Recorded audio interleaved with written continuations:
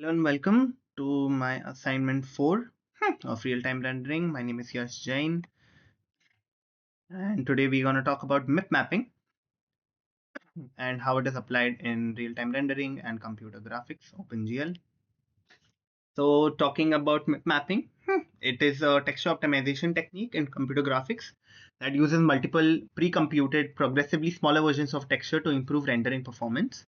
A MIP map consists of a sequence of texture images, each representing a downsampled version of the original texture.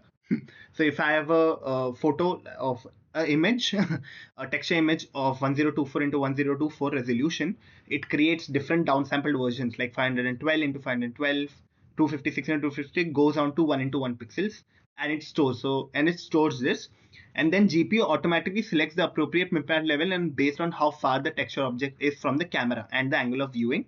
So objects close to the camera, which is this, as you can see in the video. Objects close to the camera, this uses a high resolution image, so more detailing, and far away it uses low resolution images. Low resolution images. Now, why is MIP mapping used at all, and why can't we just use high resolution images throughout?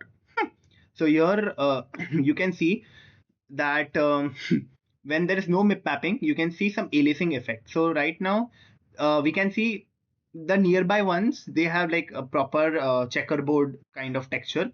But as we see further away, this does not properly, the texture we can see is not applied properly, or there's some aliasing effect that is happening.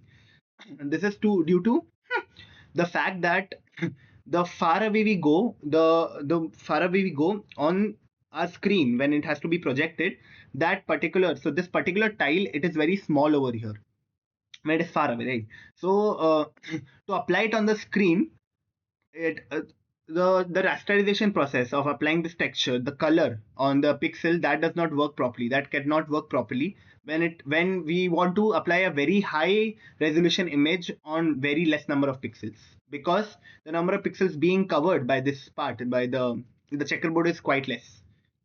So this creates a very big problem.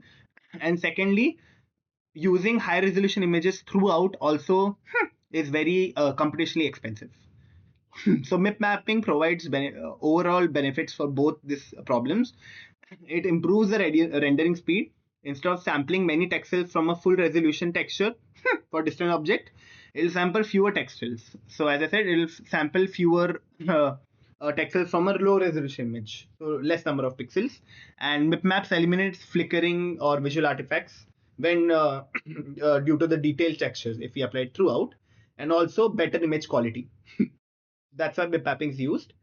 Now in OpenGL, there are four main algorithm for MIP mapping and four filtering modes, basically minimization filtering modes. So how to downsample these images? The way to downsample, there are four main algorithms for that. So first one is nearest. This selects the nearest MIP map level and uses nearest neighborhood sampling. Then comes linear nearest. You can see over here. I can apply these and show you. Yeah. So in nearest, you can see there is some sort of aliasing is gone, and you can see a blurred effect when it is far away.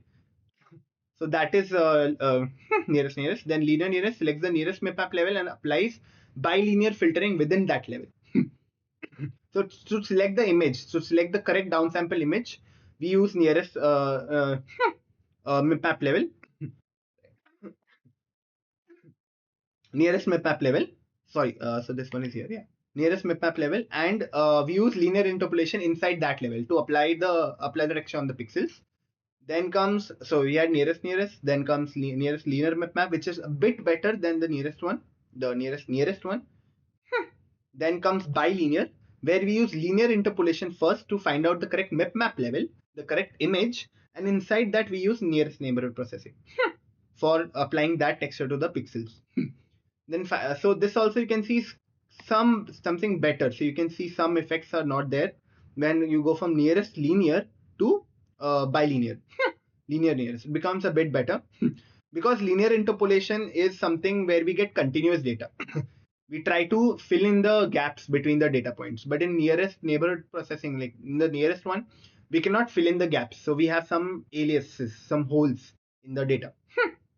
That's why in bilinear, where we have linear and nearest, it smoothens out more than the nearest one.